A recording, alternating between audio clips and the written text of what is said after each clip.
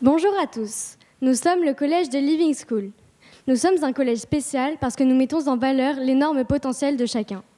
Living School nous apprend à avoir confiance en nous et à agir pour un monde meilleur. Croire en son potentiel, c'est essentiel. Notre magnifique planète et l'humanité sont en danger. Nos océans et nos forêts qui donnent leur couleur à notre terre, le bleu et le vert, sont menacés. Mobilisons nos potentiels pour changer ça. Aujourd'hui, nous avons la joie et l'honneur de vous présenter cette édition de l'Université de la Terre Junior. Des experts passionnants interviendront tout au long de cette session pour nous parler des enjeux et des solutions. Veuillez accueillir Iliane et Raphaël qui vont vous présenter la suite.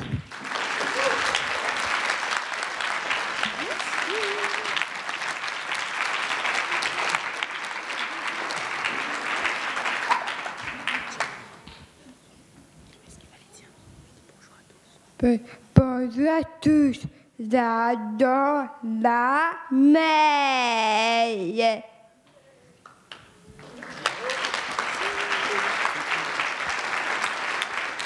Bonjour à tous, moi aussi j'adore la mer Rafa. L'autre jour, nous avons regardé une vidéo sur la vie océanique et nombreuses espèces qui sont de nos jours... Ah mince, je me suis plantée. Attends, mince. Attendez, mince. Ah oui, voilà, c'est bon, ok.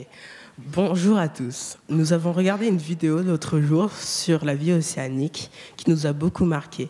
Saviez-vous que de nombreuses espèces sont en voie d'extinction? C'est... De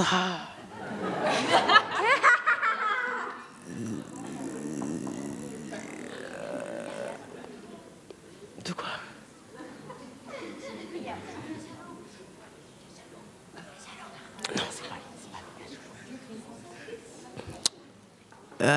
C'est pour cela que je vous présente Isabelle Giraud et Patrick Micheli.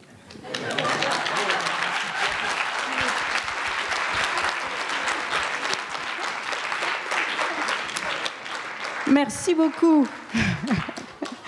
Merci à vous.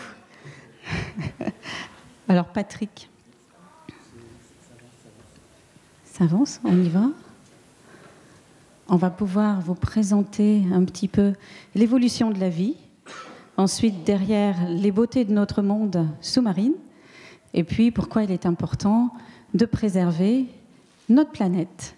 Pour ça, on va démarrer. J'espère que vous avez bien mis votre code PIN pour pouvoir jouer en même temps qu'on vous présente toutes ces merveilles.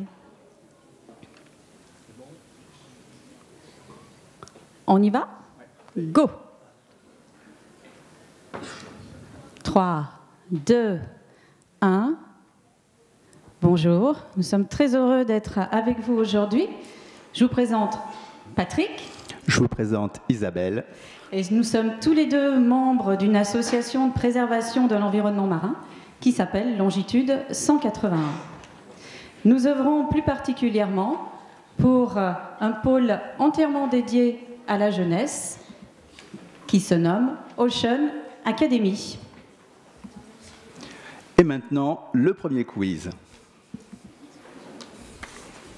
Si la Terre était une orange avec 4 quartiers, il y aurait... un quartier d'eau et 3 quartiers de terre, ou bien 3 quartiers d'eau et 1 quartier de terre. Regardez la vidéo qui se déroule en même temps. Là, nous passons sur l'océan Pacifique. Je pense que ça vous donne une petite idée.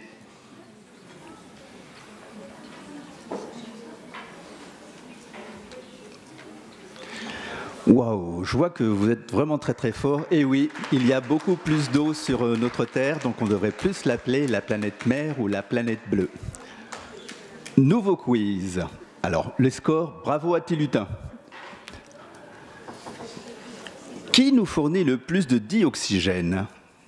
Est-ce l'océan ou est-ce les végétaux terrestres? Ah, c'est plus rapide là, attention. Oui, bon, c'est quand même pas mal parce qu'il y en a beaucoup qui se sont trompés. Oui, la Terre a 2 poumons, comme nous. Un poumon, c'est l'océan, qui donne un tout petit peu plus de dioxygène que les végétaux terrestres. Et donc, l'autre poumon, ce sont les végétaux terrestres. Et maintenant, il y a Isabelle qui va nous parler de la vie sur Terre. Alors Patrick, il y a 4,6 milliards d'années, c'est-à-dire très très très longtemps, naissait notre planète Terre. Mais elle était quand même très très différente de ce qu'on connaît aujourd'hui. L'apparition de la vie sur Terre a eu lieu 1 milliard d'années après, sous des formes aussi très très différentes de ce qu'on connaît aujourd'hui. Et nous, on est arrivés finalement il n'y a pas si longtemps que ça sur notre planète Terre. Au tout début de l'apparition de la Terre, il y avait une très forte activité volcanique à sa surface, ce qui fait que dans l'air, il y avait énormément d'un gaz qu'on appelle le dioxyde de carbone. Peut-être que vous en avez déjà entendu parler. Et c'était très peu propice justement à l'apparition de la vie sur la planète. Mais voilà, au fin fond des océans, c'était sans compter sur le fait que la vie allait arriver. Au fin fond des océans, dans ne sait où, une toute petite cellule, toute petite, toute simple, un être vivant très particulier qu'on appelle une bactérie est arrivé. Cette bactérie, derrière, a conquis tout l'océan au fur et à mesure. Et elle s'est transformée de plus en plus, donnant derrière des êtres vivants qui pouvaient utiliser l'énergie du soleil pour, entre autres, se nourrir. Sont apparues les algues, par exemple, algues qui ont aussi participé à la fabrication d'un nouveau gaz très important dont nous avons besoin aujourd'hui, qui s'appelle le dioxygène. Et puis, cette vie qui était complètement fixée au fond des océans a donné naissance aux premiers animaux, les premiers coraux, et après aux animaux un petit peu mous, dont le squelette était un petit peu, enfin qui n'avait pas de squelette du reste, qui était un petit peu mou, qu'on appelle les méduses. Elles sont vieilles, nos méduses, regardez bien. Et la vie a continué à se développer toujours au fond des océans. Ainsi, des animaux avec des carapaces, des squelettes extérieurs se sont développés, et puis les premiers poissons, les premiers vertébrés, vous savez, vertébrés, ça veut dire qu'ils ont une colonne vertébrale, comme nous derrière le dos, là, sont arrivés. Et ensuite, oh, tiens, regardez, des vertébrés qui ont même eu une mâchoire comme nous. Et par exemple, on retrouve déjà quelqu'un que vous connaissez bien. Qu'est-ce que c'est ça? Eh oui, c'est un requin, effectivement. Vous voyez, notre requin, l'ancêtre du requin, en tout cas, il est très très vieux. Il est apparu sur Terre il y a très longtemps. Mais c'était sans compter sur un phénomène extraordinaire, puisque, en parallèle, la vie est sortie de l'océan et s'est développée sur Terre. Et ce sont les végétaux qui, en premier, ont colonisé toute la Terre, suivis derrière des animaux avec des formes très très simples au départ, et puis d'autres qui sont devenus un peu plus complexes. Et à partir de ce moment-là, la vie s'est développée sous toutes ses formes, aussi bien dans la mer que sur la terre. Et nous, regardez, comme je vous disais tout à l'heure, on est arrivé, mais finalement, il n'y a pas si longtemps que ça. Et alors, chose extraordinaire, c'est qu'on a dit que la vie, elle venait de la Terre. Mais il y a 66 millions d'années, il y a un groupe d'animaux terrestres qui finalement, ils sont retournés dans la mer. Et ces animaux-là, ils sont à l'origine, aujourd'hui, de certains animaux que vous connaissez très bien. Ce sont les cétacés, les orques, les baleines. Okay. Et aujourd'hui, regardez bien. Regardez comme la vie, elle est belle sous l'eau. Regardez avec toutes ses couleurs, avec toutes ses formes différentes. Regardez comme la vie est magnifique de partout et si diverse, si belle. Et la vie, on la retrouve aujourd'hui sous l'eau, mais aussi en dessus. Finalement, les animaux marins ont réussi à coloniser tous les habitats. Mais dis-moi Isabelle, ça c'est bien beau, mais il me semble qu'il y a eu quand même quelques soucis avec la vie sur Terre. Tu vas m'expliquer justement pourquoi au final je ne retrouve pas tous ces animaux quand je mets la tête sous l'eau. C'est parce qu'on a eu 5 extinctions de masse. Une extinction de masse, ça veut dire que les organismes vivants meurent. Et il y en a beaucoup, beaucoup, beaucoup qui meurent. La première fois, ça a été parce qu'il y avait la glaciation. Une glaciation, ça veut dire que l'air se refroidit et même l'océan se refroidit. Donc les animaux qui vivaient dans l'océan n'ont plus beaucoup de place pour vivre. Le niveau des mers a diminué et 7 espèces sur 7 animaux sur 10 ont disparu.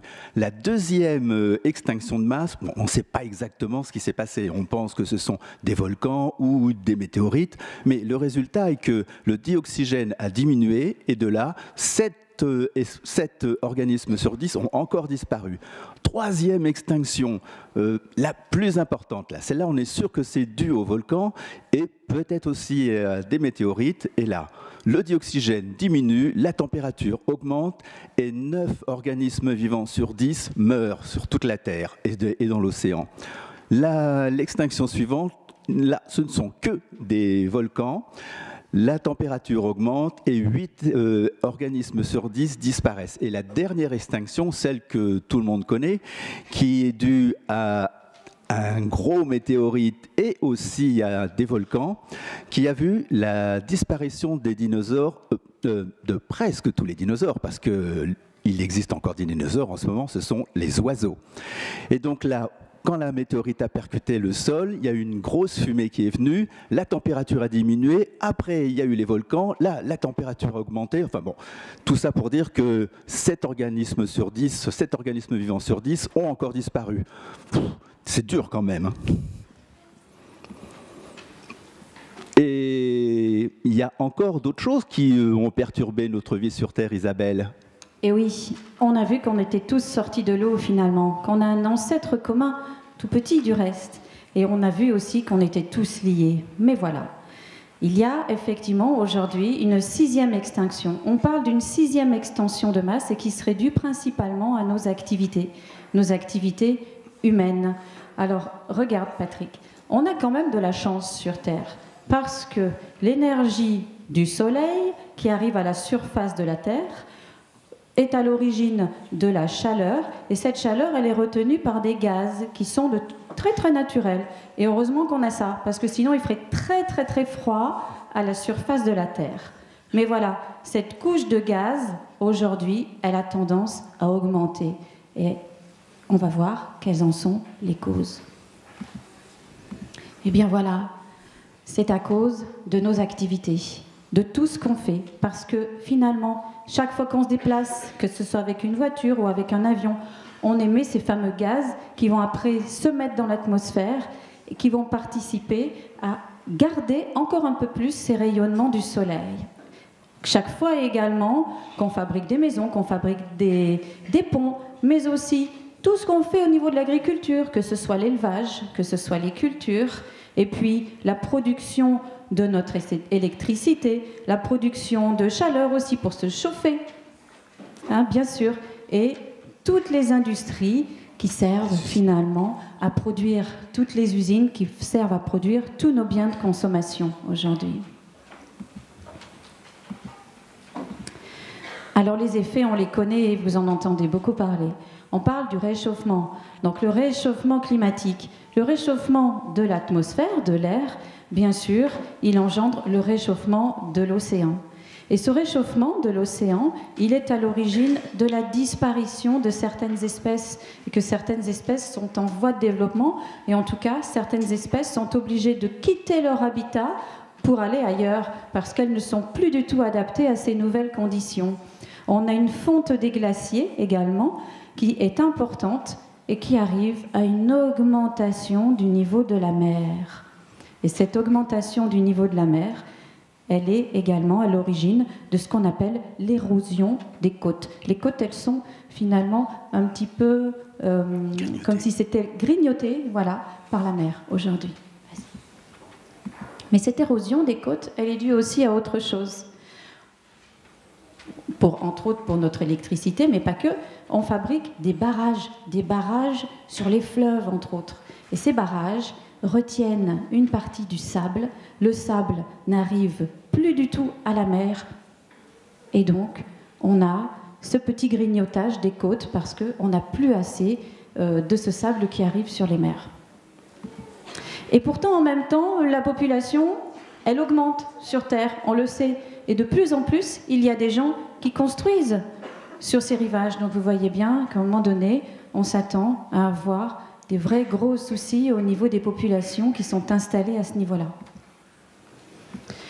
Et puis, il y a un autre facteur qui est important pour la diminution de cette diversité dans les océans, et c'est la surpêche. Aujourd'hui, on a tendance à consommer beaucoup plus, on a tendance à pêcher beaucoup plus qu'on ne consomme. Et on le fait essentiellement avec des bateaux, des chaluts, qui ont des grands filets, des filets de fond. Ces filets-là arrivent à ramasser toutes les espèces de poissons, et même aussi ceux qui sont au fond, et qui abîment également les fonds marins. Et ça participe également à la disparition des espèces. Un nouveau quiz. Alors, est-ce que vous pensez qu'un déchet qu'on jette à Paris peut se retrouver dans l'océan? Alors, c'est oui ou c'est non?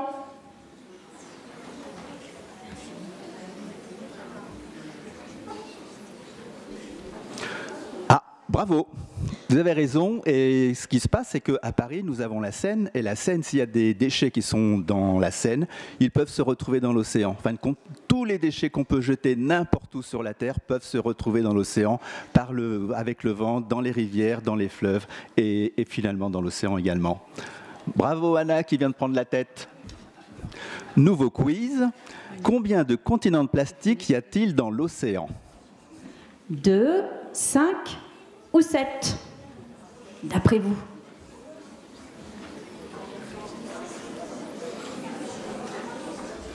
Oh, là, c'est sacrément équilibré. Bon, ben, on va vous donner la réponse, vous la voyez déjà, c'est 5. Mais pourquoi est-ce qu'il y a 5 continents de plastique? Ben, vous voyez, les 5 continents de plastique correspondent à 5 grands courants qu'il y a dans l'océan. Il y en a un dans l'océan Atlantique Nord. Alors Isabelle est censée vous montrer où est l'Atlantique Nord, elle y arrive. Donc il y en a un dans l'océan Atlantique Nord, un dans l'océan Atlantique Sud, un dans l'océan Pacifique Nord, un dans l'océan Pacifique Sud et un dans l'océan Indien. Et donc ces continents de plastique, ce sont des microplastiques, c'est-à-dire que ce sont des plastiques qui sont vraiment tout petits, qui font moins de 20 cm. Et quand on dit continent, bah, ça ne veut pas dire qu'on peut marcher dessus. C'est une soupe, donc on passe au travers. On a des solutions justement pour éviter ce plastique, c'est d'utiliser des savons solides, du shampoing solide, ça évite d'avoir des contenants en plastique, on peut éviter les pailles, là il n'y a vraiment pas d'autre solution. Le vrac, c'est-à-dire que là vous achetez notamment de l'alimentation, là ce qu'on peut voir c'est mon bocal de poivre, mon bocal de sucre, tout ça, ça évite les contenants en plastique ou autres. On a encore d'autres solutions, c'est d'utiliser les mugs. Le mug, c'est-à-dire c'est une tasse, ça vous évite de prendre un verre en plastique. La gourde en métal que vous pouvez emmener dans votre école, ça évite encore des bouteilles en plastique et des sacs en tissu qui évitent encore une fois les sacs en plastique. Il y a encore plein d'autres solutions. Et là, c'est Isabelle qui va vous en parler. Et oui, Patrick, il y a encore d'autres solutions. Par exemple, on peut fabriquer ces produits ménagers. Et comme ça, on évite tous les contenants. Mais il n'y a pas que ça. On peut aussi faire réparer tout ce qui finalement est cassé plutôt que de les jeter. Et puis, troisième solution, on peut peut-être réduire un peu sa consommation de poissons. Et surtout, en tout cas, quand on en mange, essayer de manger du poisson qui a été pêché de façon responsable. Et dernier point et le plus important, osez vous immerger, osez aller voir sous l'eau, passez sous le miroir de l'eau pour aller voir ce qu'il y a et ce qui se passe. Vous verrez comme la vie est belle et foisonnante. On ne protège que ce que l'on voit, que ce que l'on connaît aussi pour bien protéger l'océan. Allez voir ce qu'il y a dessous. Donc sur le site. Vous retrouverez toute la fin, tout ce quiz en tout cas sur notre site internet oceanacademy.longitude181.org.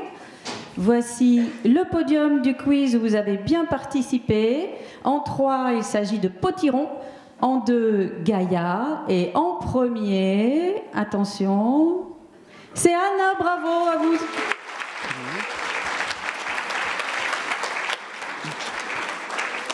Bravo à vous tous et merci. Donc, oui, donc sur notre site, vous allez retrouver le podium. Il y a aussi des jeux que vous pouvez voir, des coloriages, des origamis.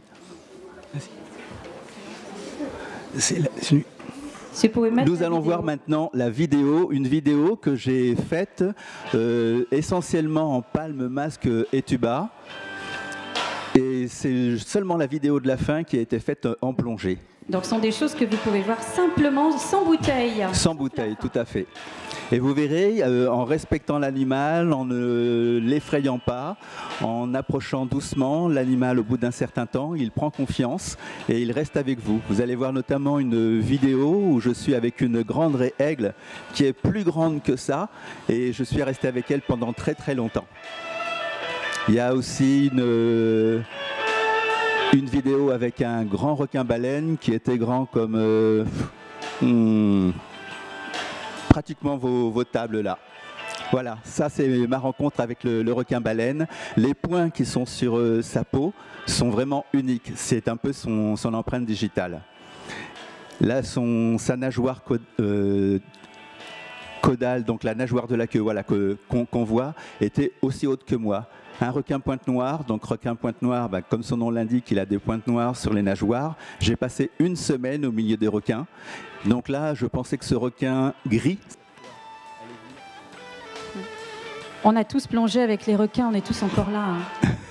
Je pensais qu'il allait venir près de moi. Et regardez là, le requin, il nage pratiquement plus et le poisson derrière bouge. Là, ce sont des raies mantas que j'ai vues. Elles sont toutes à la queue leu-leu. L'eau est un peu trouble parce que là, il y a du plancton. C'est ce qu'elle mange. Et la plus grande des raies mantas est toujours devant. Et celle qui est un peu plus petite derrière. Et la dernière des raies mantas, c'est la plus petite des raies mantas. Regardez comme c'est beau, on dirait qu'elle vole.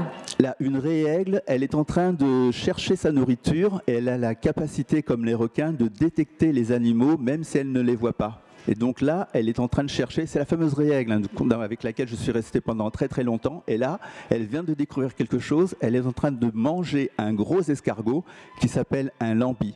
Et ce qui était extraordinaire, c'est que je suis resté plus de 15 minutes avec cette raie aigle. Elle savait que j'étais là, mais elle n'avait pas peur simplement parce que je l'ai respectée. Je ne faisais pas de bruit et elle est restée avec moi. Et c'est moi qui suis parti parce que finalement, j'aurais très bien pu rester longtemps avec elle. Ça, ce sont des grondins volants.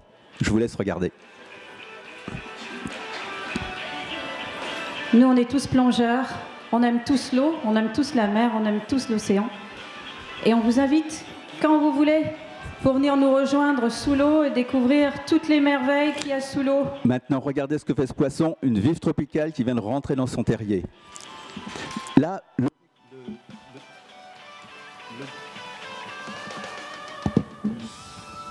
le dauphin, vous avez vu qu'il nageait très vite au début parce qu'il était un peu apeuré. Et moi, je suis resté tout seul dans l'eau. Et à partir du moment où j'étais tout seul dans l'eau, vraiment calme, le dauphin s'est complètement calmé. Et après, il y en a même un autre qui est venu me voir. Tout simplement pour dire que si vous ne perturbez pas l'animal par des gestes trop brusques ou par votre comportement un peu agressif, l'animal a peur. Et là, on le voit bien, le dauphin est vraiment près de moi, aucun problème. Et la dernière vidéo, ça c'est la vidéo que j'ai prise en plongée, vous vous retrouvez au milieu d'un banc de poissons. Donc là, je pense que c'est quelque chose comme des petites sardines. Et ce qui est extraordinaire, c'est que vous pouvez voir comment les poissons se déplacent, comment ils sont synchronisés, comment ils nagent tous ensemble. C'est un sens qu'ont les poissons qui leur permet de se repérer dans un banc. Ils savent exactement où ils sont dans le banc. C'est-à-dire que si le banc vient changer de direction, celui qui est à la fin devient au début. Voilà, je vous remercie. Merci à vous tous.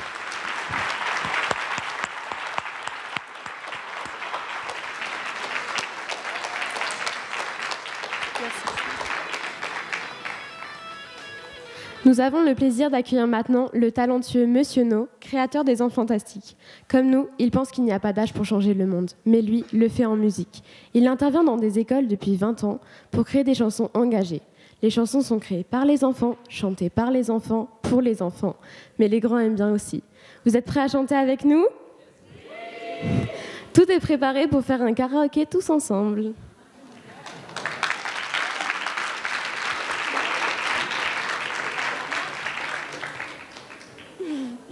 Je donne le micro à qui ? Je donne le micro à qui ? Monsieur No.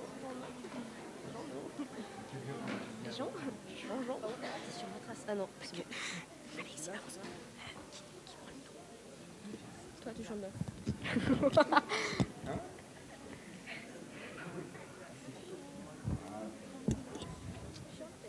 Allez. Vous êtes prêts? Vous allez entendre. On chante tous ensemble. Allez, c'est parti.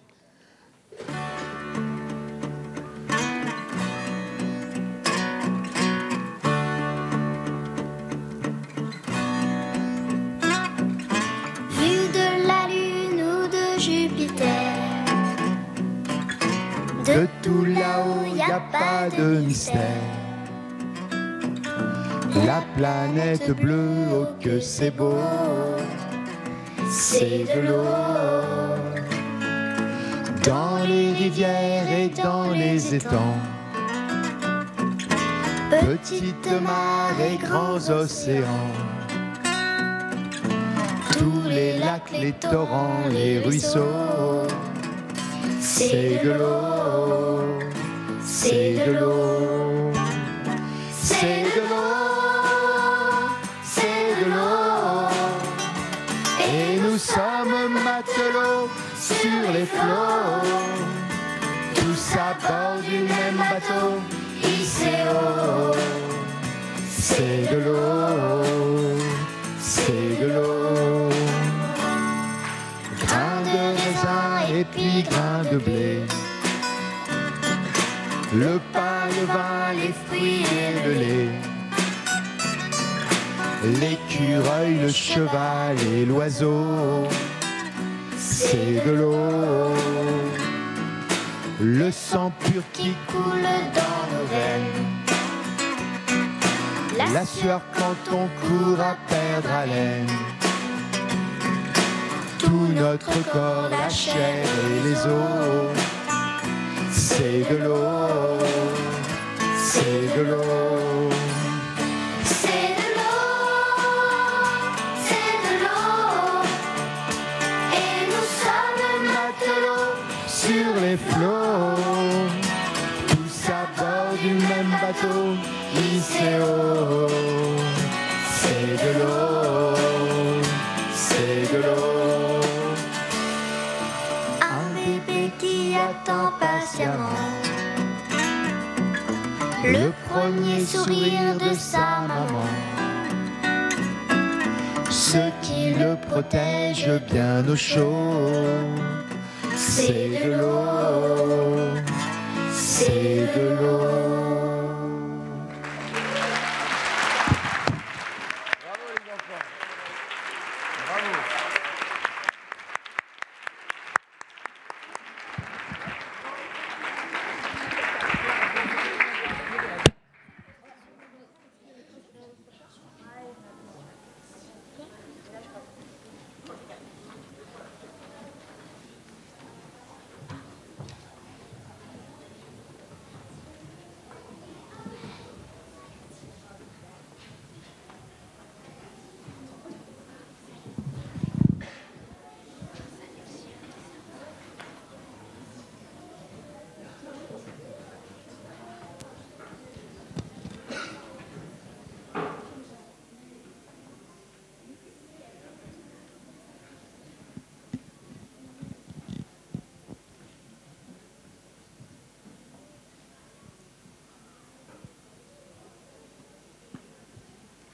En se baladant en forêt, si vous êtes attentif à ce qui vous entoure, vous verrez des arbres.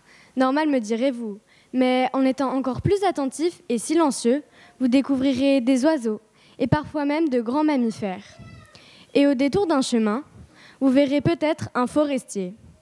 Aujourd'hui, nous avons l'immense honneur d'accueillir l'un d'entre eux et son meilleur ami à 240 ans. Savez-vous pourquoi? Parce que c'est un arbre.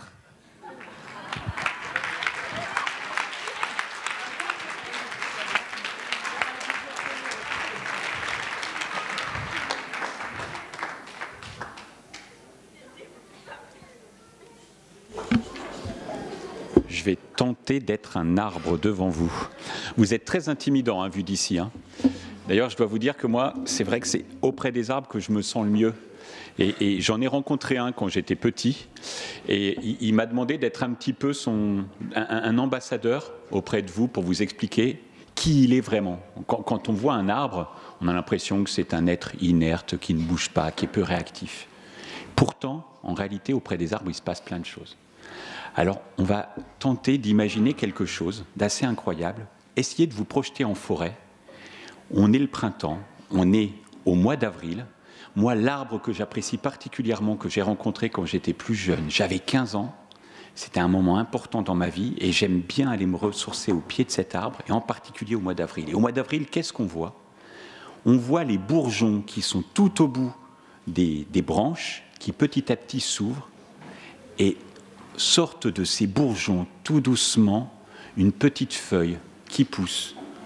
Exactement comme là, elle pousse, et elle a un rôle très particulier. À partir de ce moment-là, il va se passer plein de choses. La première chose, c'est qu'elle va essayer de fabriquer plein de matières qui sont utiles pour beaucoup, enfin pour nous tous, pour tous les êtres vivants. Elle va fabriquer de l'oxygène. Alors vous avez compris tout à l'heure, les océans, c'est eux qui produisent un maximum d'oxygène. Mais les arbres aussi produisent de l'oxygène. C'est ce qui nous permet de respirer. Voilà, nous les humains, on a besoin de l'oxygène. Alors, on aime bien aller se retrouver dans les forêts, on aime bien aller se promener en forêt, faire des cabanes avec les branches qui sont au sol. Pourquoi pas sauter dans les flaques de boue? Là, en ce moment, on peut commencer à faire des sauts dans les flaques de boue. Moi, j'adorais faire ça quand j'étais jeune, comme vous, pour certaines des personnes dans l'assistance. Mais en même temps, tout le monde aime bien aller en forêt, se ressourcer en forêt, se retrouver en forêt. Pourquoi? Parce qu'on sait que les arbres nous procurent de l'oxygène, voilà, comme le chêne que vous voyez à l'écran. Mais pas seulement. En réalité, il se passe plein de choses auprès des arbres, alors qu'il paraît inerte.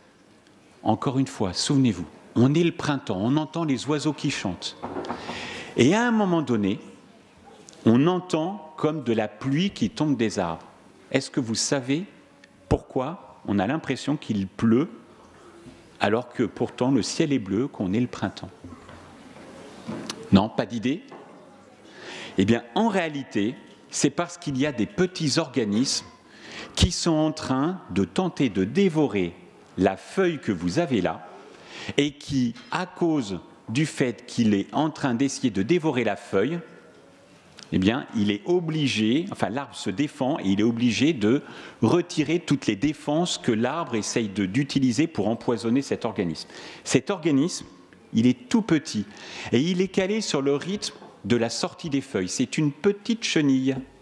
J'espère que tout le monde la voit, mais c'est normal, c'est minuscule, on est en forêt et les chenilles sont toutes petites. Cette petite chenille, elle sort d'un œuf qui se trouve juste sous la branche et elle arpente, comme ça, la branche. Elle va se rapprocher de la feuille. Elle va se poser dessus et à un moment donné, elle va commencer à croquer. Elle va donner un premier coup de mandibule, un peu comme les dents de la chenille. Elle donne un coup de mandibule qui fait un trou dans la feuille. Et là, il va se passer plein de choses en très peu de temps. Alors, on va faire un truc, c'est qu'ensemble, on va compter jusqu'à 15. Imaginez, la feuille vient de croquer, et là, il se passe quelque chose au bout de 15 secondes. 1, 2, 3, 4, 5, 6, 7, 8, 9, 10, 11, 12, 13, 14, 15, aïe! Alors, elle ne crie pas, vous n'entendez jamais aïe. Quand vous êtes en forêt, vous n'entendez pas les arbres qui vous crient aïe. Mais pour autant, à ce moment-là, à l'endroit où ça fait mal, eh bien, la feuille émet une petite substance, un petit produit, qui alerte tout ce qui est autour de la zone qui a été croquée, pour dire « Attention, je me fais croquer ». C'est une substance, pour les plus grands, qui s'appelle la traumatine. Ça porte bien son nom. La feuille est traumatisée, elle émet cette substance. Les cellules qui sont autour, cette fois en 30 secondes, alors on ne va pas compter jusqu'à 30, parce que sinon ça va réduire mon temps de parole, et comme je suis assez bavard, ça me frustre, je serai frustré. Donc, à partir de ce moment-là, les autres parties de la feuille qui sont autour émettent une nouvelle substance qui dit à toute la feuille « Attention, on se fait croquer ». Et à partir de ce moment-là, toutes les parties de la feuille ont une mission, tout faire pour perturber la digestion de la chenille. Et donc, elle modifie la composition à l'intérieur de la feuille. Elle modifie les cellules qui composent cette feuille. Alors la feuille, enfin la chenille qui, elle, est en train d'essayer de la croquer, eh ben, elle est confrontée à ces éléments qui sont difficiles à digérer. Et pour ça, eh ben, elle doit s'en débarrasser. Et qu'est-ce qu'elle fait pour s'en débarrasser? Elle fait caca. Et c'est pour ça que quand vous êtes en forêt, que vous avez l'impression qu'il pleut, en réalité, il ne pleut pas de l'eau, il pleut du caca de chenille. Sachez une chose, parce qu'il pleut du caca de chenille, ça vous fait du bien. Alors, je vous explique. Pourquoi? Parce qu'en fait, ce caca de chenille est donc la traduction de notre arbre qui est en train de changer des choses. La première chose qu'il est en train de changer, c'est sa composition. Et puis, en fait, donc, la chenille évacue des trucs. Mais en même temps, ce n'est pas suffisant. Alors, la feuille, elle produit de nouvelles substances. Comme vous grandissez, vous voyez, à un moment, vous fabriquez de l'os, vous fabriquez du sang, vous fabriquez de la peau, vous fabriquez des muscles. Eh bien, ce que fait la feuille, c'est qu'elle fabrique une substance qui est très, très difficile à dégrader, comme le bois. Vous voyez bien, le bois, quand on tape dessus, ce n'est pas comme une feuille. La feuille, moi, quand j'étais petit, aujourd'hui, je ne fais plus, je vous promets, mais quand j'étais petit, entre les nervures de la feuille, j'aimais bien tirer, vous voyez, pour reconstituer les nervures de la feuille. Bon, je ne le fais plus, mais c'est ce que fait un petit peu la chenille. Donc, pour rendre la chose plus difficile, vous voyez bien, au tout début, au printemps, début mai, quand les feuilles sont bien tendres, c'est très facile à faire. À un moment, c'est plus difficile, il faut tirer beaucoup plus. Et bien, ce produit-là, ça s'appelle des tanins. Bon. Mais imaginez bien que si à un moment, on a une chenille qui est sortie à un endroit, de l'autre côté de l'arbre, il y en a une autre qui va sortir, puis encore ailleurs, partout sur l'arbre, tout autour. Il faut donc que l'ensemble des feuilles de l'arbre soit prévenu qu'il va y avoir plein de chenilles. Et que si on ne va pas très très vite, eh ben, on n'aura pas le temps de produire tous les produits qui vont impliquer, qui vont obliger la chenille de faire plein de caca. Donc, qu'est-ce qui se passe? Ben, en réalité, notre feuille, elle essaye de prévenir toutes les autres feuilles de l'arbre. Le problème, c'est comment prévenir? On va imaginer, vous êtes en forêt, vous vous promenez, il y a un moustique qui approche de vous. Vous entendez ce petit... Il y a des gens que ça fait sourire, mais j'imagine qu'au moment où ça vous arrive, ça ne vous fait pas sourire. Et vous le cherchez, puis à un moment, il arrive sur votre main, il vous pique. Qu'est-ce que vous faites? On tape, parce qu'on ressent la douleur. On sent que ça, voilà, qu'il faut agir. Est-ce que l'arbre, il peut taper? Imaginez une branche, vous êtes en forêt, et puis d'un coup, vous voyez une branche qui fait ça. Sur la chenille. Pas possible, on est d'accord. Donc, il faut absolument prévenir. Le problème, c'est que nous, si on sent la douleur, c'est parce qu'on a un système nerveux qui nous permet de ressentir les choses. L'arbre, il n'a pas ça. Malgré tout, la feuille, elle sait qu'elle se fait dévorer puisqu'elle réagit. Alors, elle transmet des informations par la sève, le sang de l'arbre. Voilà.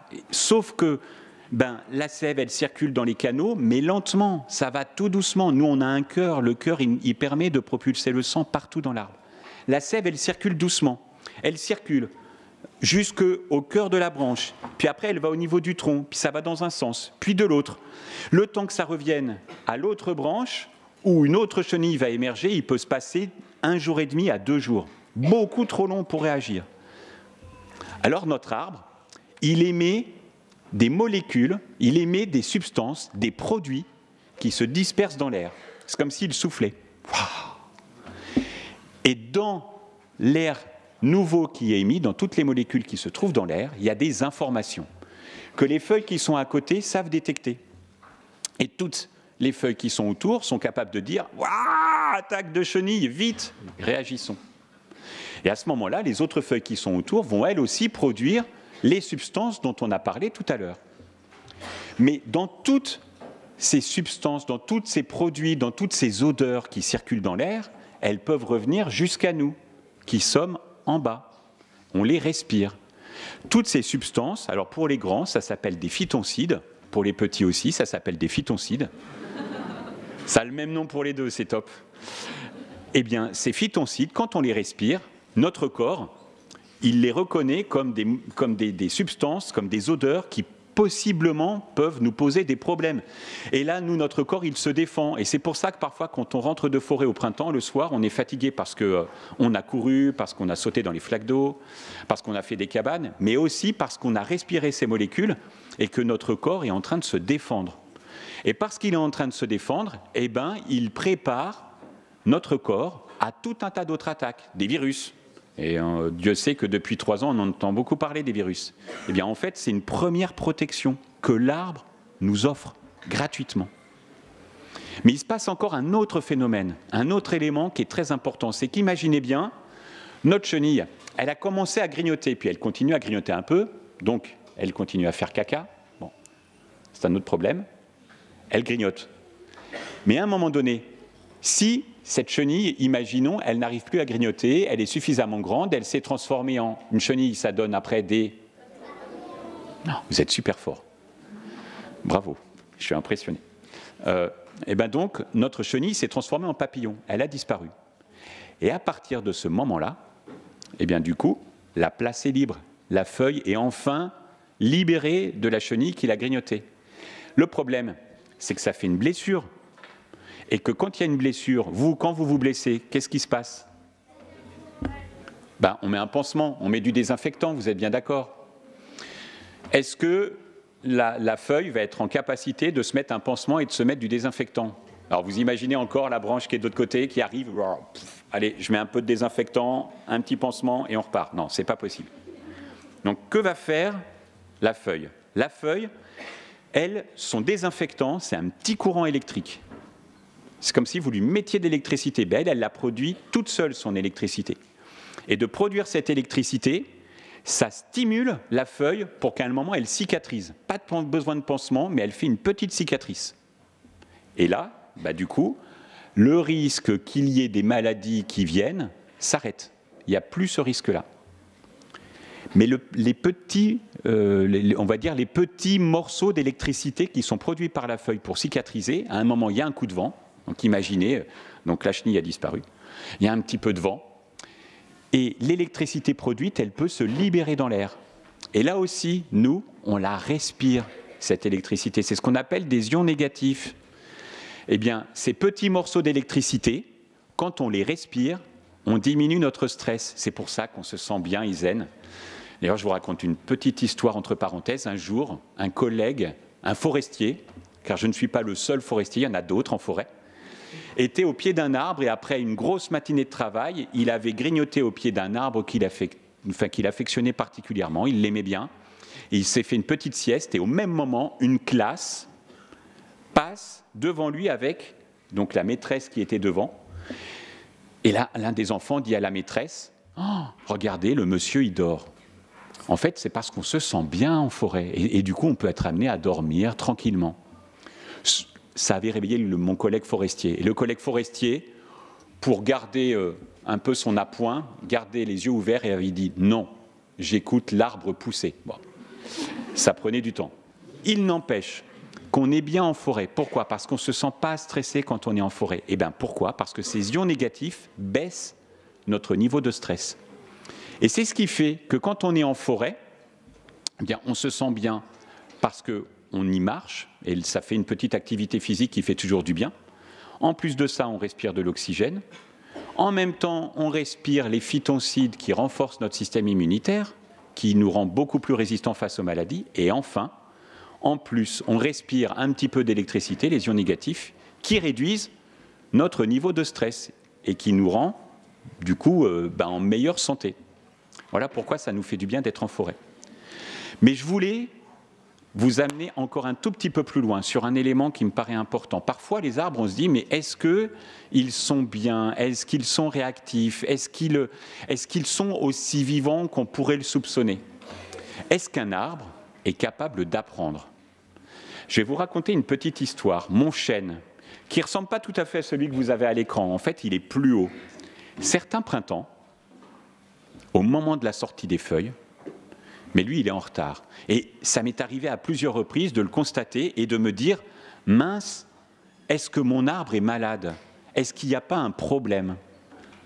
Et en fait, mon arbre, probablement que par le passé, il avait été très attaqué par des petites chenilles et qu'il en a gardé une forme de mémoire. Et il y a des scientifiques, des gens qui étudient les arbres depuis longtemps, qui se sont rendus compte que certains arbres pouvaient apprendre et donc retenir les feuilles. Alors imaginez, la feuille, elle est là, elle est dans ma manche. Enfin non, elle n'est pas dans ma manche, elle est dans le bourgeon. Elle est en attente. Donc vous avez le bourgeon qui est là. Les conditions sont favorables pour la sortie de la chenille, et la chenille, elle sort de l'œuf. Comme tout à l'heure dans l'histoire, elle arpente sous la branche, elle arrive au niveau du bourgeon parce qu'elle sait que normalement, c'est l'heure de la sortie des feuilles. Puis elle attend. Et puis mon arbre, lui, il ne sort pas ses feuilles. Et il se passe 1 jour, 2 jours, 1 semaine, 2 semaines, chez certains arbres, et c'est le cas du chêne au pied duquel j'aime bien m'asseoir, 3 semaines parfois. Mais en 3 semaines, alors que la chenille est sortie, elle a besoin de manger. Et elle meurt, cette chenille. Et parce qu'elle est morte, au moment où le chêne va sortir ses feuilles, eh bien, il n'y aura plus de chenilles pour dévorer ces feuilles, qui seront tranquilles, qui ne seront pas blessées, et qui, du coup, n'auront pas besoin de déclencher tous les processus que je vous ai expliqués. Il y a une dernière chose que je voulais vous raconter. Quand vous irez vous promener en forêt, vous verrez, il y a bien sûr les chênes qui, eux, ne bougent pas. En réalité, alors qu'il y a un calme apparent, que tout est tranquille, vous constaterez, enfin, vous repenserez à ce que je viens de vous raconter, et puis là, vous vous direz, en réalité, il se passe plein de choses pour le chêne. Mais en plus de ça, le chêne, il est malin, il se fait aider de tout un tas d'organismes, et notamment des oiseaux, notamment des chauves-souris. Alors moi, j'aime bien les chauves-souris, c'est des animaux de la nuit, mais comme je n'ai pas peur d'aller la nuit en forêt, j'aime bien aller les écouter, aller les observer. Eh bien, sachez que parmi les oiseaux, par exemple, les petites mésanges qu'on a parfois dans les jardins, au moment où il y a ces fameuses chenilles qui sont en train de manger les feuilles des arbres, eh bien, un couple de mésanges peut manger entre 5 et 8 000 chenilles pendant qu'elle élève ses jeunes. Certaines chauves-souris, elles vivent en groupe, elles forment ce qu'on appelle des colonies. Certaines chauves-souris, pendant le mois de mai, quand on a ces fameuses petites chenilles, la colonie est capable de manger 1 250 000 chenilles. C'est considérable. Et elles assurent un service de nettoyage, qui du coup rend nos arbres beaucoup plus résistants à tous les problèmes auxquels ils peuvent être confrontés. Voilà.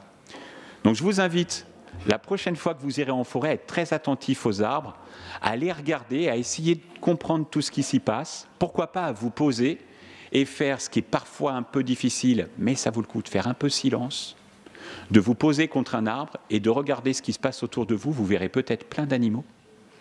Et puis je vous invite aussi à une dernière chose. Pour bien comprendre un arbre, adoptez-en un, allez lui rendre visite le plus souvent possible, dessinez-le. En dessinant, vous comprendrez un petit peu comment il a poussé. Et puis peut-être qu'en vous naîtra une vocation qui feront de vous les forestiers de demain. Merci.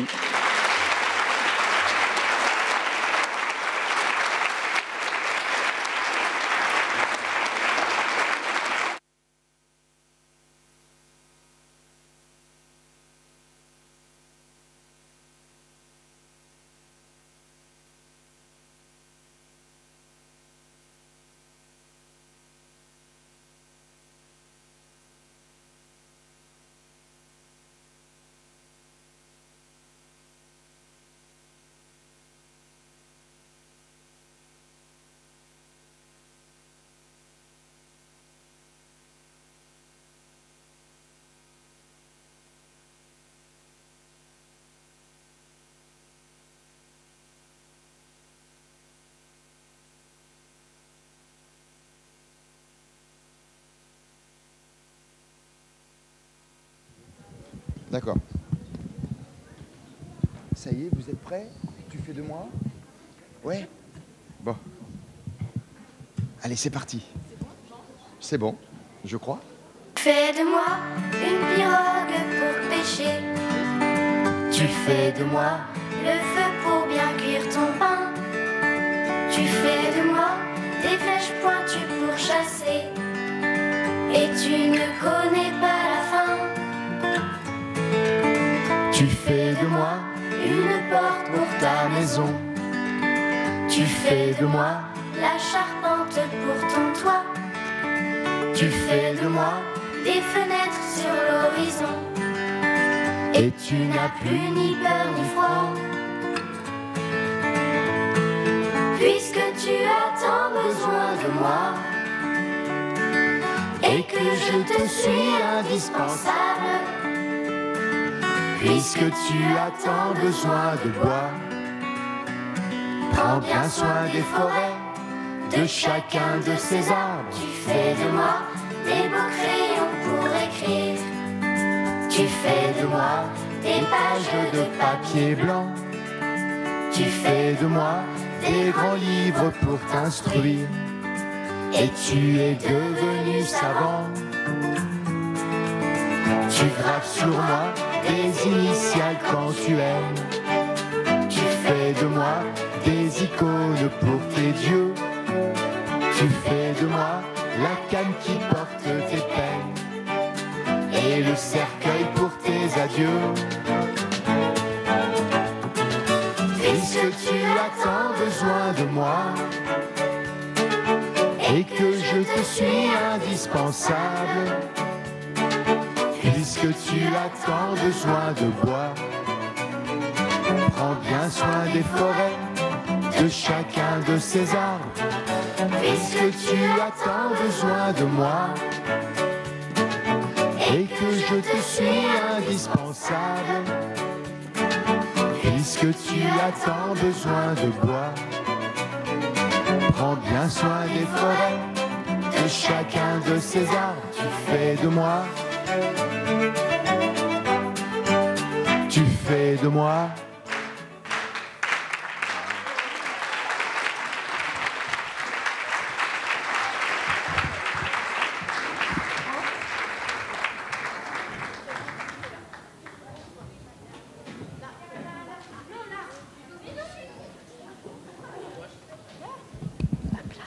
Ok, merci.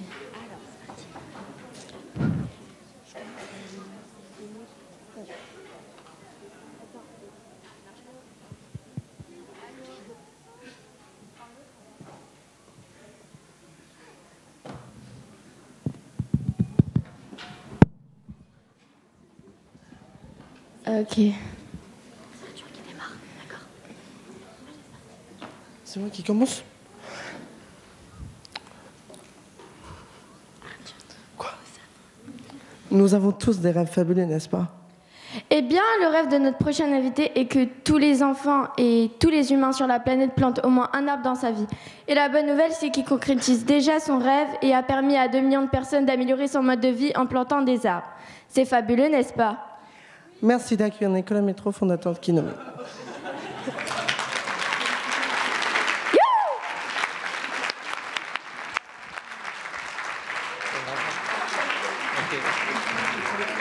Merci les amis. Bonjour à toutes et à tous. C'est un plaisir d'être avec vous. Et oui, je vais vous parler pendant quelques minutes de la suite de la chanson. Comment prendre soin de ces arbres qui prennent soin de nous et qui pourtant partent en fumée ou voilà, rapidement. On l'a tous vu l'été dernier et pas que. Alors j'ai 2 bonnes nouvelles. Il y a des solutions. Et en plus, ces solutions, il y en a plein auxquelles vous, les enfants, vous pouvez participer dès maintenant, sans attendre d'être adulte. Et en y participant, en plus, vous allez nous donner envie de faire plus, nous les adultes. Moi, j'ai eu un rêve, effectivement, il y a 17 ans, de mettre fin à ce cercle vicieux de on aime les arbres tous. En fait, je connais personne qui n'aime pas les arbres. Et en même temps, on les laisse partir. Donc il y a un truc qui ne va pas. Hop. Alors, est-ce que ça marche? Pas tout. Là va. Voilà. C'est bon? Je vise quoi? Bon, on a une zapette un peu coquine aujourd'hui. Hein. Un peu comme les chenilles de tout à l'heure. Bon, ça va venir. Je vais avoir de l'aide. Voilà. Nous aimons les arbres et nous les laissons partir en fumée. Donc il y a un truc qui ne va pas. Et pour ça, il y a 17 ans, je me suis mis en marche en me disant comment, en s'inspirant des arbres, et quand on écoute Laurent, on se rend compte qu'il y a plein de solutions pour les arbres eux-mêmes, mais aussi pour nous. Il nous l'a bien expliqué. Et du coup, j'ai créé une organisation qui s'appelle Kinome. C'est du japonais, ça veut dire l'œil de l'arbre. Donc si on regarde les choses avec l'œil des arbres, eh ben, on peut apporter plein de solutions. Les arbres, ils nous apportent à manger, ils nous apportent à boire, ils nous apportent du travail, ils nous apportent des médicaments et plein d'autres choses.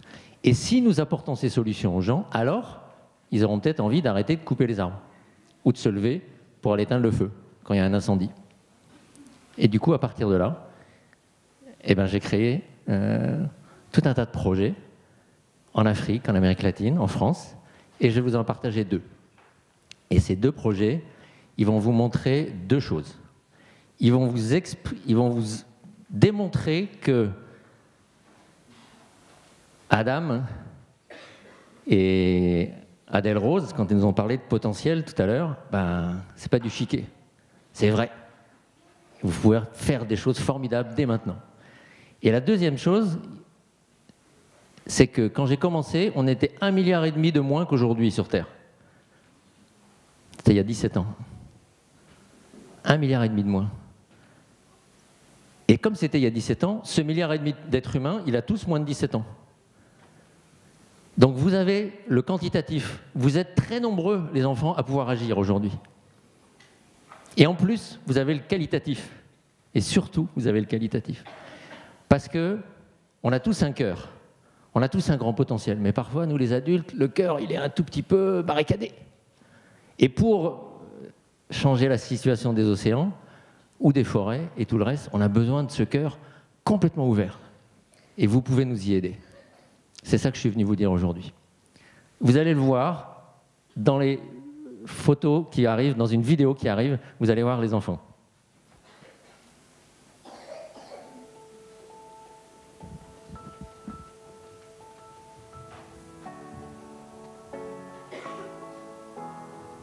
Les arbres sont des êtres vivants incroyables. Ça fait plein de choses, les arbres. C'est important parce qu'il y a beaucoup de personnes qui coupent les arbres et il y a des autres personnes qui essaient d'en replanter. S'il n'y avait pas la nature, on ne verrait pas autant d'animaux. La terre, ça nourrit plein d'animaux et plein de personnes en manquent. Il nous aide à survivre. Ça prend tout ce qu'on respire et ça le transforme encore en oxygène. Et ça évite les inondations et les sécheresses et l'érosion. Je suis contente parce qu'on participe à un geste pour la planète. Je trouve que c'est un bon geste pour la planète. Puis il y a le réchauffement climatique, ça revient à un point, les humains, ils ont trop mis de pollution dans l'atmosphère, donc maintenant... Il faut garder la forêt en bon état. Moi, ce que je pense, c'est que tous les enfants de France devraient planter des arbres. Ça devrait faire partie du parcours d'un enfant. Chaque fois qu'un arbre est planté ici en France, il y en a 2 à l'étranger, avec une belle petite équation. 1 arbre pour moi, 2 arbres pour toi, 3 arbres pour la planète. Et le fait de planter un arbre, ça permet aux enfants de prendre conscience que c'est pas parce qu'ils sont petits qu'ils peuvent pas changer le monde. Planter un arbre, c'est un peu aider l'humanité et du coup, ça me rend vraiment heureuse. Je ressens de la joie parce que j'avais jamais fait ça. Moi, je me sens un petit peu comme un sorte de père, comme si c'était mon enfant et que je l'avais fait. Les arbres, c'est les poumons de la Terre. C'est très important. C'est comme le cœur de la Terre.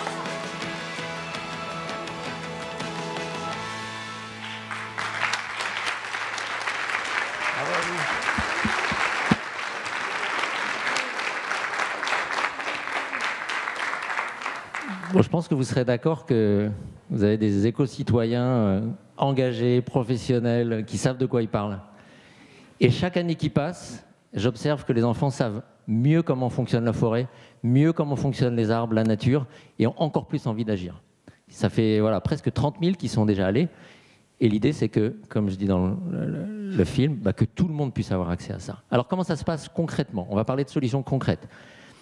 On part d'une forêt qui va mal, un incendie, une maladie, une grosse tempête. On a commencé il y a 12 ans, après la grosse tempête qui avait mis la moitié de la forêt des Landes par terre. C'est la plus grande forêt d'Europe. Et puis quelqu'un de l'Éducation nationale nous appelle et dit « Le téléphone sonne tous les jours, les écoles primaires veulent replanter, mais je ne sais pas comment faire. Et surtout, je n'aimerais pas le faire, nous seulement les Landais, mais avec d'autres. Comment on pourrait faire ?» Alors on a mis en place On a mis en place un programme. On est parti de cette forêt qui allait mal, et puis depuis, on l'a fait dans plein d'autres forêts, vous allez voir. On a fait le tour des bonnes volontés, les mairies, les entreprises, parce qu'il faut financer, et puis ils avaient envie d'aider, les écoles, les scientifiques, le conseil général, bref, tout le monde, tous ceux qui vivaient autour de cette forêt, et on s'est dit, on va aller replanter ensemble. À partir de ce moment-là, on a envoyé, là vous voyez Pascal, dans les écoles, expliquer à quoi ça sert la forêt. Parce que, comme on l'entendait tout à l'heure, on ne protège pas ce qu'on n'aime pas et on n'aime pas ce qu'on ne connaît pas. Voilà. Et moi j'ai remarqué, je n'ai pas la statistique exacte, mais presque la moitié des enfants que nous emmenons en forêt n'y sont jamais allés. Ils connaissent les arbres, ils connaissent les parcs, mais ils ne connaissent pas la forêt. Et donc évidemment, ça commence par partager toutes les vertus, certaines choses que nous a partagées Laurent, voilà, de la forêt, de l'arbre. Après, on va sur le terrain. Et on explique pourquoi on replante. Ça ne sert à rien de replanter des arbres s'ils ne sont pas les bons arbres, au bon endroit et qui rendent service. Donc il faut que les enfants comprennent pourquoi on a planté un arbre. Et puis, ensuite, notre partenaire, l'ONF, l'Office national des forêts, et puis d'autres, en agroforesterie, pour faire des haies champêtres et ailleurs, ils expliquent comment on replante l'arbre, comment il va être entretenu, parce qu'on n'a pas le droit de mentir à un enfant, on ne va pas planter un arbre qui va ensuite disparaître, il faut qu'il soit encore là dans 50, 100 ans, 240 ans, pour qu'on puisse aller s'asseoir dessous. Donc ça, c'est la forêt. Et même à la fin, on distribue un petit diplôme pour dire, tu as planté un arbre, tu es capable de faire plein d'autres choses. Ensuite, c'est à eux de faire. Et là encore, on choisit ce qu'on replante. Là, par exemple, c'est un cèdre. Pourquoi? Parce que dans cette forêt, il y a eu les scolites dont on parlait tout à l'heure, les animaux qui font périr les épicéas, notamment, dans le reste de la France. Et cet arbre, on pense qu'il va, dans cet endroit particulier, mieux s'adapter au changement climatique qu'un épicéa. Voilà, parce qu'avec le réchauffement, avec la baisse de l'hygrométrie, c'est un arbre qui vient du Maroc et du Liban, il est adapté à un climat plus sec, avec moins d'eau. Donc en plus, vous voyez, il y a plein de choses à apprendre quand on retourne en classe sur le changement climatique, sur la biologie, sur plein d'autres choses. Et donc justement, quand on retourne en classe, vous allez me dire, là non, on n'est pas au même endroit. Et pourquoi on n'est pas au même endroit? Parce qu'on a mis en place un jumelage. Chaque école qui va planter des arbres en France, elle est jumelée à une école d'un pays du Sud. On a 8 pays du Sud maintenant. Sénégal, Togo, Côte d'Ivoire, Madagascar, Colombie, Brésil, en plus de la France. Et chaque fois qu'il y a un arbre qui est planté par un enfant français, il y en a 2 qui sont plantés, ici au Togo, par un enfant d'un autre pays. Et ils échangent, on va voir après. Ils s'envoient, par exemple, ça c'est une école du Brésil, de l'État du Paraná, qui nous envoie, qui nous dessine ces arbres. Et vous voyez, tiens, c'est bizarre, les arbres brésiliens, ils ne sont pas exactement pareils que le chêne de Laurent. Parfois, ils ont même des fleurs qui poussent sur le tronc. On appelle ça des cauliflores, si ma mémoire est bonne. Des arbres qu'on n'a pas, nous, ici. Voilà. Et donc, ils échangent. Et ils se rendent compte que la forêt, elle est partout importante et même essentielle, mais qu'elle ne pousse pas pareil et qu'elle n'a pas exactement les mêmes défis. Et puis, quelquefois, ça va même encore plus loin. Et ça donne des idées pour des projets qui permettent d'améliorer la vie, non seulement en connaissant les arbres, mais en les utilisant, par exemple, pour se nourrir. Vous connaissez ça? Ça ressemble à du matcha, c'est vrai, et ça a un peu le même goût d'ailleurs, mais ça n'en est pas. Moringa, bravo, c'est du moringa. C'est de la poudre de feuilles. Alors là, ce n'est pas la chenille qui a fait la poudre, c'est nous, c'est de la poudre de feuilles d'un arbre qui, à l'origine, est venu, il y a plus de 1000 ans, d'Inde et d'Éthiopie, et qui maintenant est dans toute la ceinture tropicale. Il pousse avec aucun engrais, il pousse naturellement, il n'est pas invasif, il a besoin de très peu d'eau, et surtout, on va voir, il est plein de trésors nutritionnels.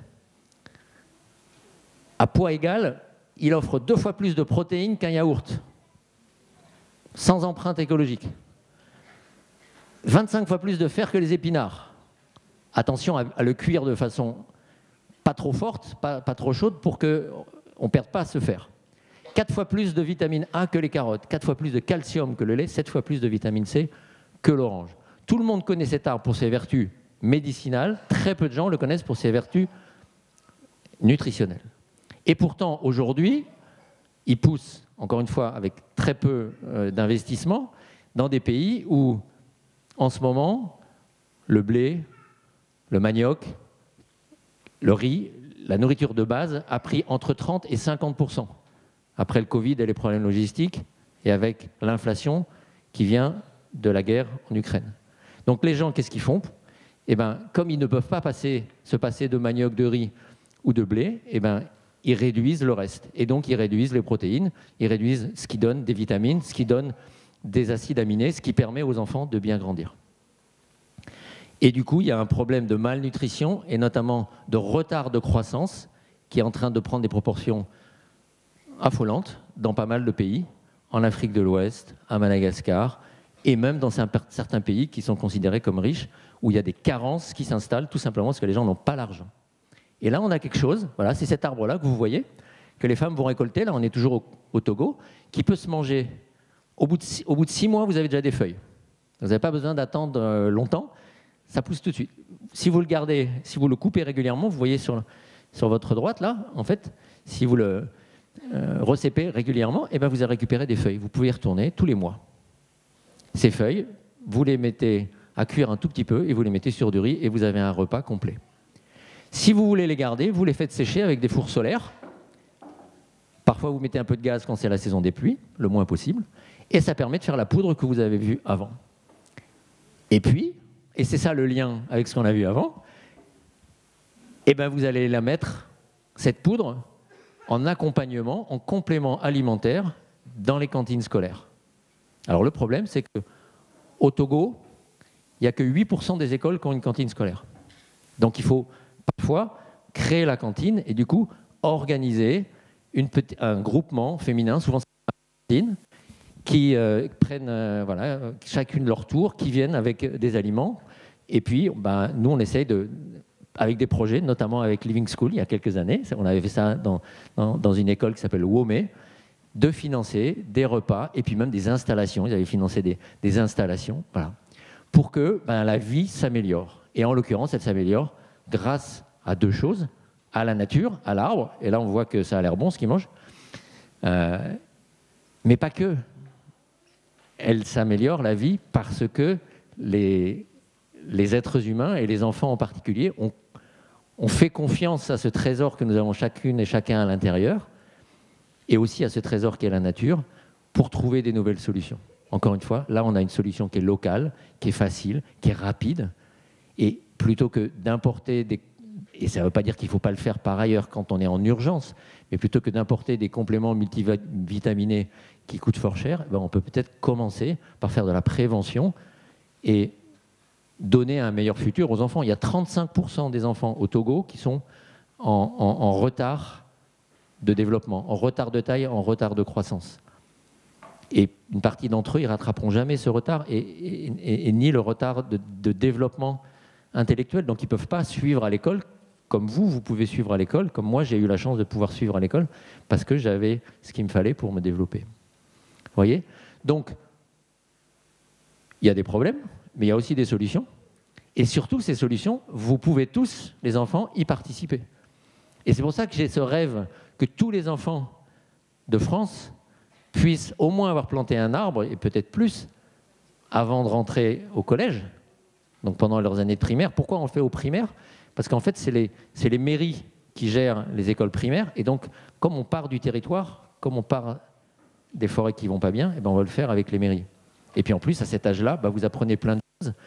Vous avez une institutrice ou un instituteur, et elle peut passer, ou il peut passer toute l'année scolaire à faire de la géométrie, de la biologie, de l'histoire, de la littérature, et le reste à partir de la forêt. On a vu tout à l'heure, on pourrait en parler des jours. Voilà. Donc, souvenez-vous, ce programme, il s'appelle Forest and Life. Vous pourrez le retrouver sur le site de Kinomé, kinomé.fr, l'œil de l'arbre, vous vous souviendrez. Et surtout, vous pouvez y participer. Vous pouvez créer vos propres petits programmes de restauration des forêts. Si vous avez une forêt qui ne va pas bien, à côté, parce qu'il y a une maladie, parce qu'il y a eu un incendie, on en a vu plein des incendies, eh ben, vous allez pouvoir mobiliser les copains, les copines, les parents, les profs, les voisins, pour aller planter des arbres. Et nous, on vous aidera juste à vous dire, bah voilà, à tel endroit, il faut plutôt planter ces arbres-là. Et puis, il faut des forestiers pour être sûr qu'ils vont être bien entretenus. Mais c'est vous qui allez faire le travail. Et vous allez faire le travail parce que vous avez ce magnifique potentiel. Et à 1,5 milliard, je pense que si tout le monde s'y met, ou même 1% s'y mettent, ça va aller très vite. Et comme ça, on peut être optimiste pour la suite. Merci et bonne fin d'après-midi.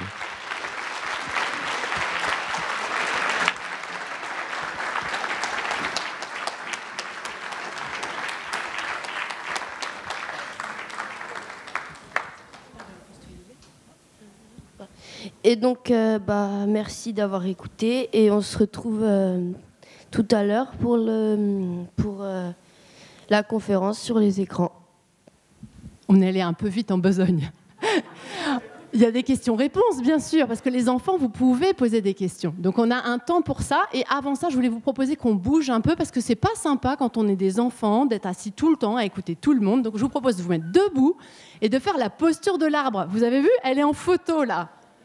La posture de l'arbre. Alors, les adultes aussi, hein, on ne va pas laisser les enfants faire tout seuls. Hein. Nous aussi, on va se dégourdir.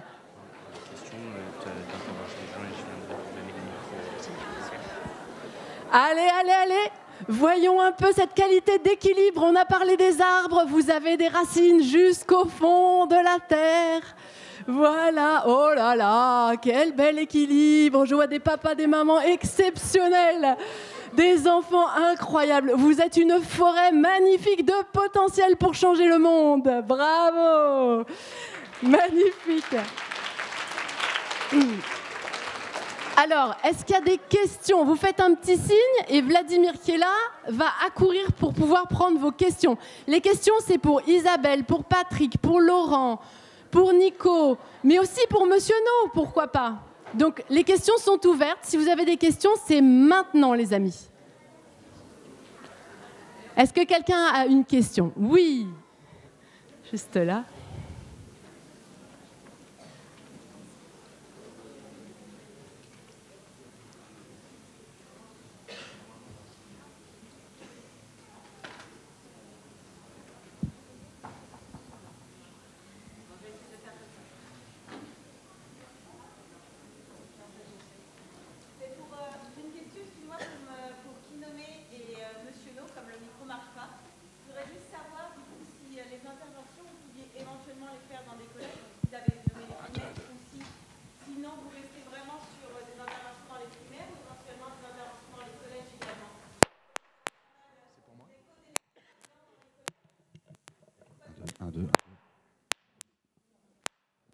En ce qui concerne les enfants fantastiques, c'est ça, j'interviens principalement en école primaire, mais il m'arrive de temps en temps, plus rarement, d'intervenir en 6e, voire en 5e, mais pas au-delà.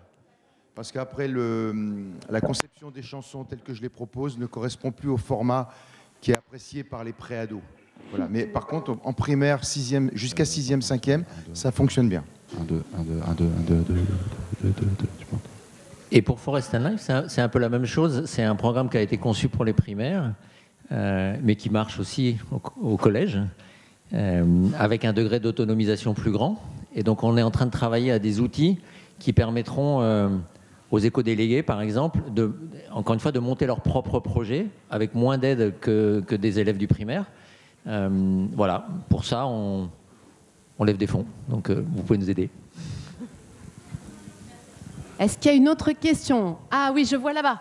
Vladimir, ça marche le micro? Ouais. Non, du coup, on va prendre celui-là. On va prendre celui-là et vous répondez. On répond là, voilà. D'accord. Où ça?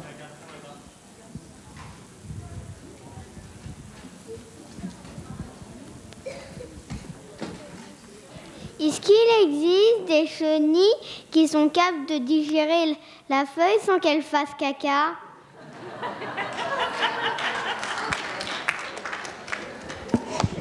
Tu nous dis comment tu t'appelles? François-Xavier. François-Xavier. Je crois que Laurent est bien placé pour te répondre. C'est une excellente question. Eh bien, la réponse est que si, à un moment donné, une chenille arrive sur une feuille, la feuille, que ce soit un arbre ou même une petite plante, elle fait tout pour se défendre. Et elle impose à la chenille, quoi qu'il arrive, elle l'oblige à faire caca.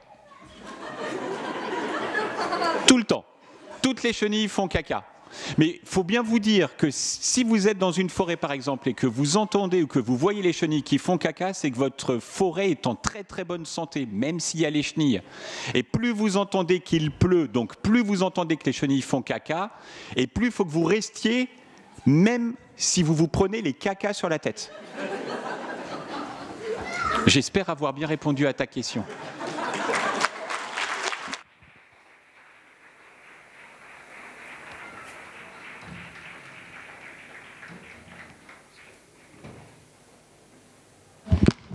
Autre question? Ah, super, j'adore les questions des enfants, c'est magnifique. Là, au milieu. Tu nous dis bien ton prénom aussi?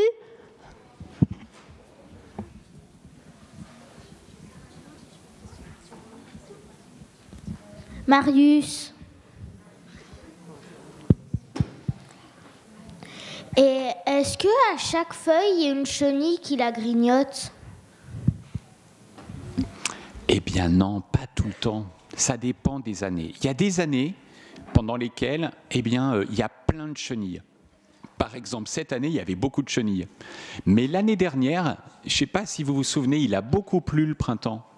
C'était une année qui était beaucoup plus pluvieuse. Et les chenilles, eh bien, elles n'ont pas aimé. Et il y en a beaucoup qui sont mortes à l'intérieur des œufs qui se trouvaient sous les branches. Parce qu'il faisait trop froid, parce qu'il faisait trop humide. Et donc, elles sont pas sorties. Et là, ben, tous les arbres ont pu sortir leurs feuilles sans être dévorés par les chenilles. Donc ça dépend complètement des années, ça dépend des situations. Et c'est pour ça que c'est important de bien observer. Moi, pour tout vous dire, j'ai une fille de 9 ans. Avec ma fille de 9 ans, on a un petit carnet et on note parfois les observations de la nature. Et on se rend compte, en le comparant année après année, ben, qu'on n'observe pas forcément toujours les mêmes choses chaque année. Eh bien, c'est ça qui est intéressant. Et c'est comme ça qu'on apprend des choses, en remettant le nez dans nos carnets et en regardant comment les arbres ont réagi une année en fonction des conditions du moment et comment ils réagissent une autre année.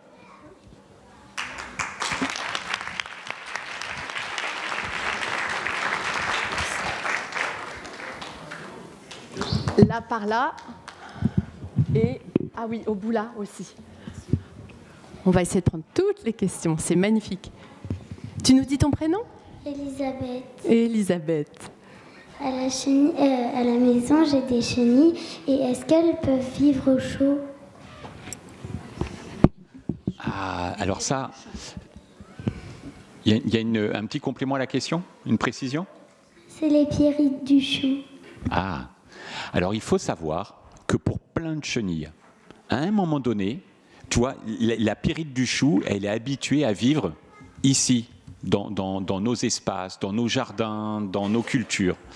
Et ici, elles ont, année après année, appris à vivre avec les hivers très froids par moment.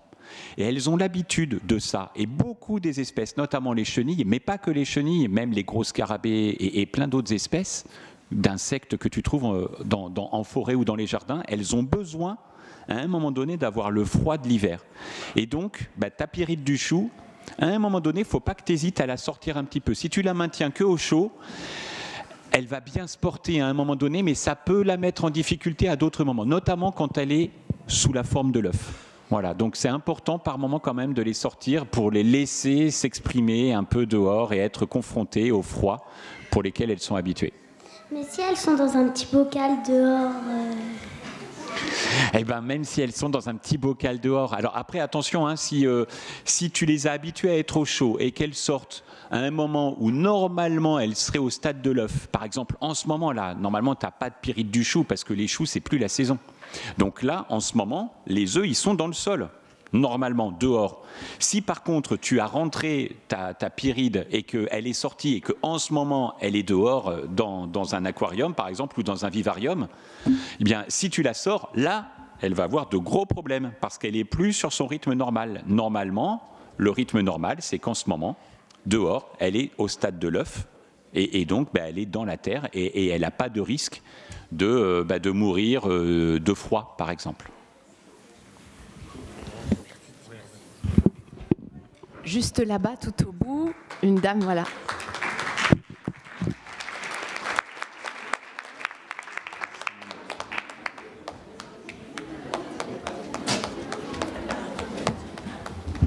Et n'oubliez pas qu'on a vu aussi les océans. Si vous avez des questions sur les fonds marins, vous n'oubliez pas.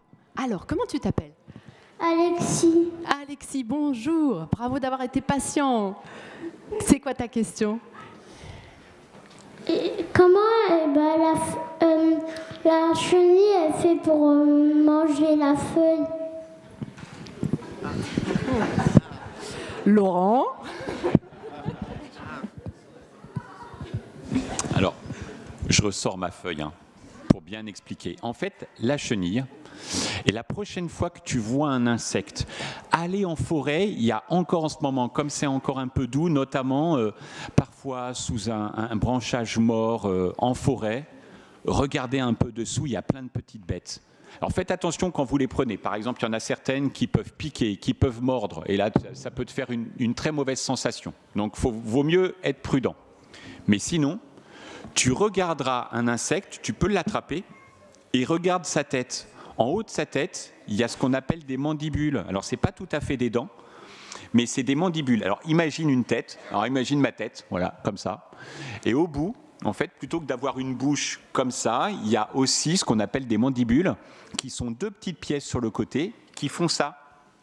Et c'est comme ça qu'en réalité, la chenille, elle mange. C'est-à-dire qu'elle attrape la feuille, et puis, pouf, au bout de ces mandibules, là, il y a des pinces ou des couteaux, et c'est ce qui lui permet de découper tout doucement la feuille, de l'amener vers la bouche, et c'est comme ça qu'elle mange, tout simplement. Bonjour, Géraldine. Alors, tout à l'heure, vous avez dit que les arbres émettaient des ions négatifs, et nous sommes des êtres électriques. Je m'inquiète de l'environnement tellement numérique que nous avons avec toutes les ondes qu'il y a.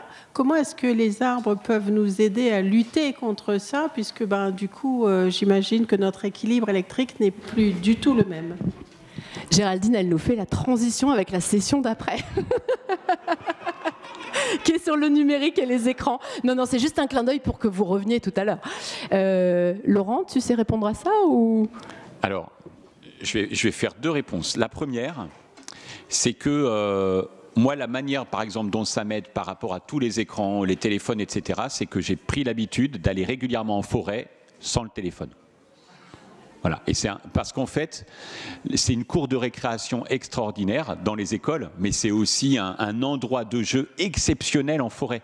Alors ça, c'est un truc que je vous invite à faire avec les enfants. Allez en forêt, regardez au sol et vous voyez une trace. Remontez cette trace et essayez d'imaginer des histoires. C'est bien mieux que les histoires que vous pouvez lire sur les écrans ou parfois voir à la télévision ou autre. Là, c'est vous qui allez imaginer l'histoire. Et si vous vous trompez, c'est pas grave. Il n'y a pas de problème avec ça. Donc, déjà, d'aller en forêt sans les écrans, c'est très bien. Et la deuxième chose, c'est que, précisément par rapport à votre question, je ne suis pas certain d'avoir la réponse et c'est probablement les intervenants de la table ronde suivante qui auront la réponse. Et voilà. Du coup, désolé. Et en même temps, ça fait un bond. Je passe la patate chaude aux gens qui vont suivre. C'est parfait. Mais je ne suis pas certain. Je pense pas. Une dernière question. Il y a Maëlle, là, je me souviens. On a été présentés tout à l'heure, Maëlle et moi. Voilà. Ah mince.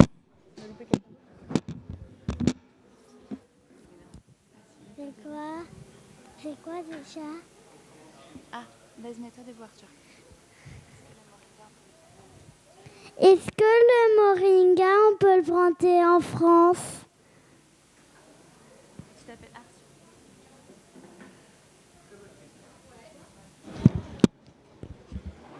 Oui, tu peux le planter en France. Tu peux le planter en France. Il faut juste le rentrer dans une serre ou à l'intérieur quand il fait moins de 8 degrés.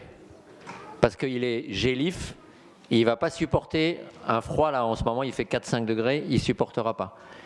Et tu pourras le ressortir quand la température remontera.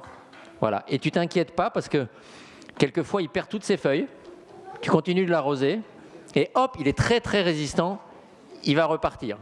Et quelquefois, lui aussi, il a des petites chenilles ou des pucerons, donc tu lui mets un peu de savon noir, c'est du savon avec de l'eau, sur les feuilles et les tiges, et il repart. Il est super costaud.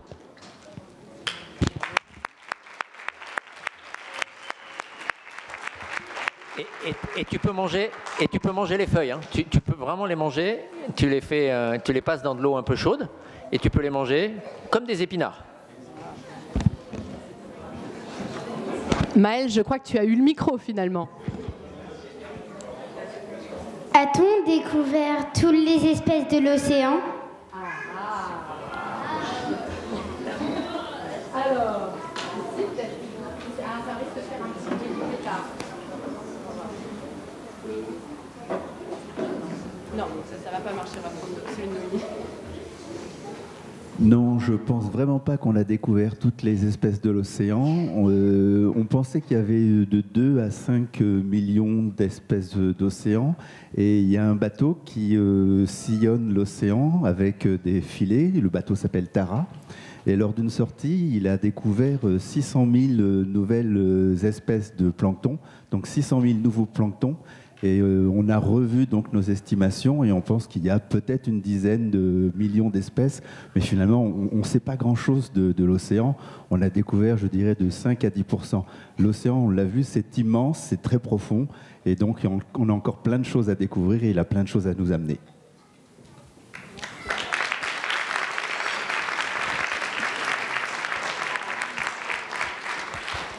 Donc voilà, cette session se termine. Vous nous retrouvez, si vous en avez envie, tout à l'heure à 16h30 pour la session sur les écrans nous font-ils du bien. Et je voudrais vraiment remercier tous les enfants qui ont participé.